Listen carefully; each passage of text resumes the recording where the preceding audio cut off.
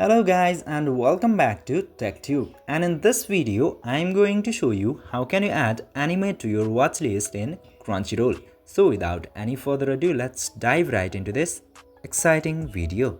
We often don't have time to watch animes, but we want to watch that specific anime anyhow. So in that case, you might have to save that anime for later. In order to do that, you have to put that anime into your watch list.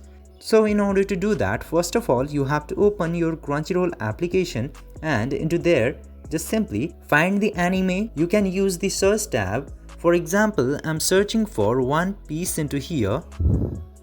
And after finding out the anime that you are looking for, just simply click into this three dots, and into there, you will find the option to add to watch list.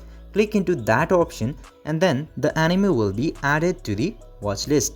By following these very easy steps, you can easily add animes into your watchlist in Crunchyroll. I hope this video was helpful for you. If yes, don't forget to like, share and subscribe to the channel to never miss another update. Thank you for watching the video.